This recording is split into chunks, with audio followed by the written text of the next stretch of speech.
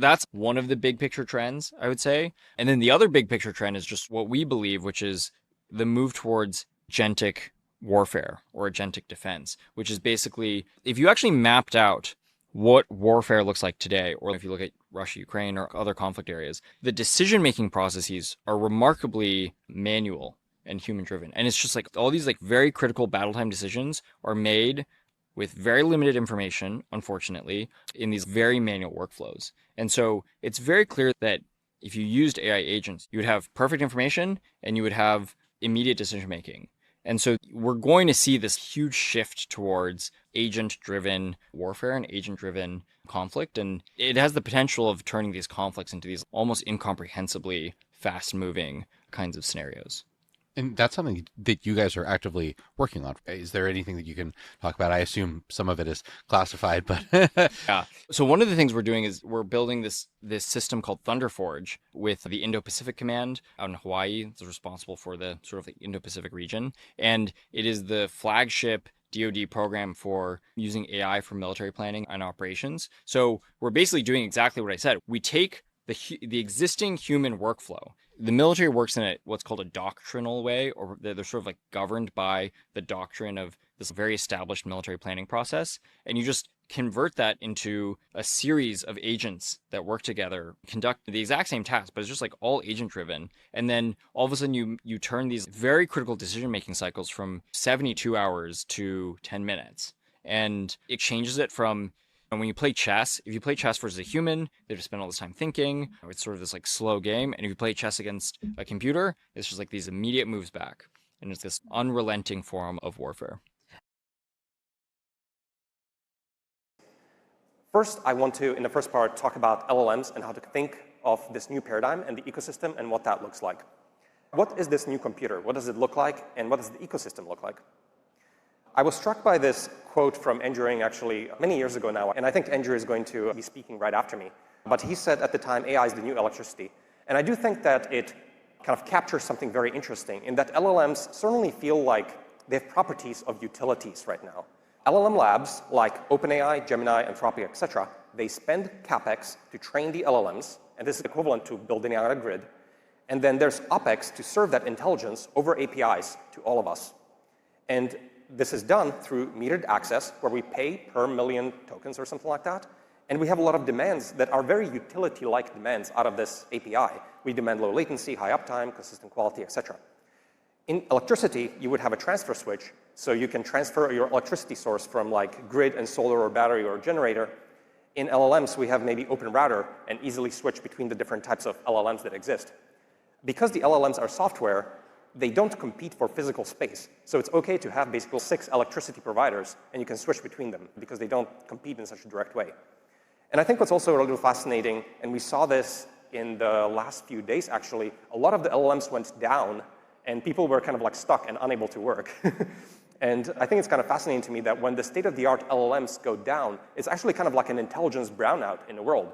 It's kind of like when the voltage is unreliable in the grid, and the planet just gets dumber the more reliance we have on these models, which already is like really dramatic and I think will continue to grow.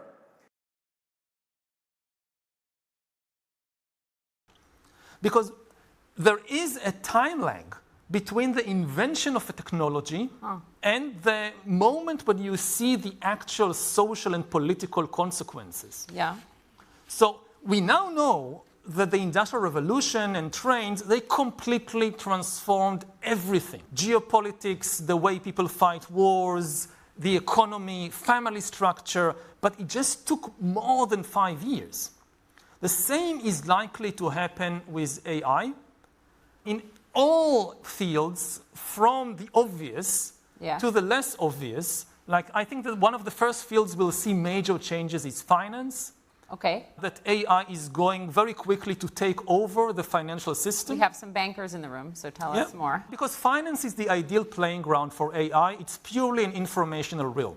If you want to have an AI self-driving vehicle on the road, which has been promised again and again, and we are still not there, the problem... Waymo. Waymo. Yeah, but you go around London, you don't see these tens of thousands of self-driving vehicles yet. I just passed my first driving lesson. Congratulations. Here in the UK. And you still need to learn how to drive. Okay. But The problem is that for driving, you need to deal with the messy physical world of pedestrians, and holes in the roads, and whatever. But in finance, it's only information in, information out. It's much easier for an AI to master that. And what happens to finance once AIs, for instance, start inventing new financial devices that the human brain is simply incapable of dealing with because it's mathematically too complex? We are going to see AI changing even things like religion. how? At least religions which are based on texts, like Judaism, Islam, and Christianity, they give ultimate authority to the text, Yeah. not to any human being. Now, until today, humans were nevertheless the main authority in these religions because the texts could not speak. The Bible could not interpret itself. The Bible could not answer your questions, so you needed a human being as an intermediary. What happens when you have an AI text that can speak for itself? No Jewish rabbi can know all the texts of Judaism because there are too many of them. For the first time in history, there is something on the planet that is able to remember every single word in every writing of every rabbi in the last 2,000 years and talk back to you and explain and defend its views. So I have friends who are now working on building religious AIs that are meant to either augment or replace human religious leaders, especially in text-based religion. Currently, what we see a lot are these flowcharts. So there are a lot of agents which are organized with different nodes, and you connect them, and then this is the way how you set your agentic network up. But what we wanted is an approach that actually everybody wanted to use. We had 3 core challenges. So to do our automation, we wanted that it's completely independent from your machine. So if you wanted to do something even while you're asleep or your computer is shut off, you have to have it completely independent. It has to be versatile, so it has to work across all your apps. So it can't really be dependent on APIs or MCP availability or whatever. And it should be incredibly fun and easy to use. So back to the topic, even a child or your grandma should be able to use it, and they should have fun with it. What we came up with, and that's the part of design what we get later with Leon. I will get him into the frame later on. This is what we came up with. I guess Leon will tell you a lot about it. What we basically came up with something that very much resembles your current operating system in a way. And we wanted to run everywhere, so we put it into a browser. So you actually open it with Chrome. Let's talk about system architecture. We want something that is actually performing the tasks for me and is thinking for me. And then we need a way to interface with that. This is you, the user, and you are interfacing with the brain. Now, the brain has a way to think, but to perform actions, it needs an environment to perform these actions in. So we create a virtual machine where the brain is able to work with. So basically its own environment. And over the time, you see this small dotted line, and that's basically the border from everything below there is in the cloud and everything above is basically on your device. And then we give the brain a way to interact with this machine. So we give it a mouse and a keyboard. That's it, nothing else. Now you also want to see what happens in the machine. So we also give you a way to look into this. We stream the content inside the virtual desktop, not only to the brain, but also to you. Then we come to a part that's quite interesting because obviously it should work with all your pre-existing apps without being dependent on your machine. This needs basically a new kind of app store, a app store which allows you to install all kinds of apps across all devices or all platforms. Like you find in there Mac, Windows, and web applications, Android, whatever you need. And you can one-click install them and then they're running on there. Another thing I think about, which is an interesting take, is that engineers love APIs because we love structure. We want to control the input and control the outputs. But that's very antithetical to how models work, because they love unstructured inputs, unstructured outputs.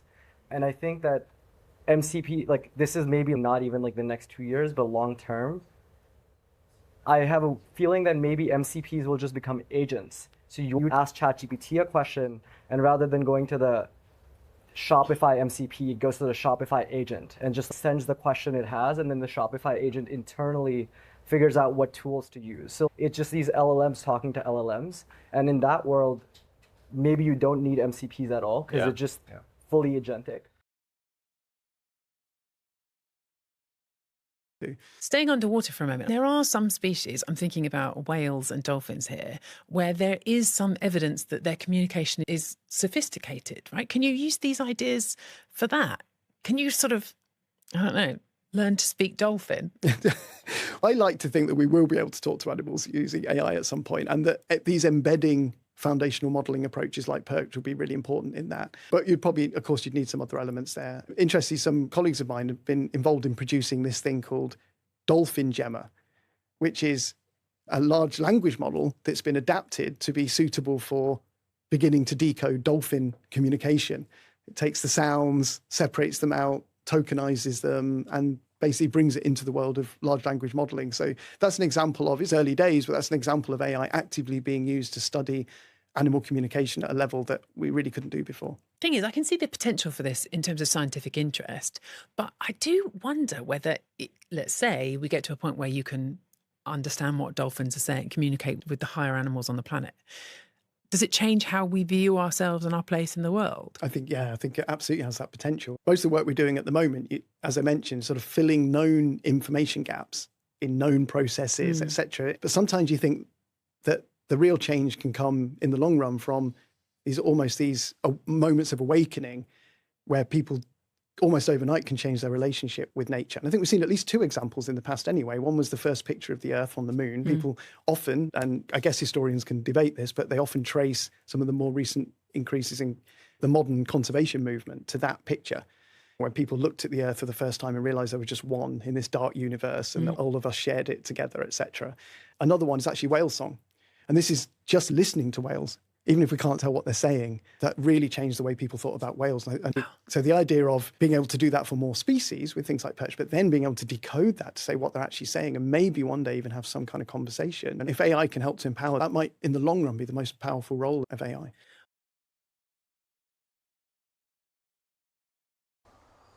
This is the elephant in the room, though. The United States is producing just slightly more electricity than we were 20 years ago in 2005. In the European Union and Japan, it's slightly less. The lines are declining slightly over time. China is parabolic, and if it's true that the key technologies for the rest of this century will be driven by intelligent networks and high-speed computing, and those are driven in turn by access to affordable energy, it looks like this race is already over.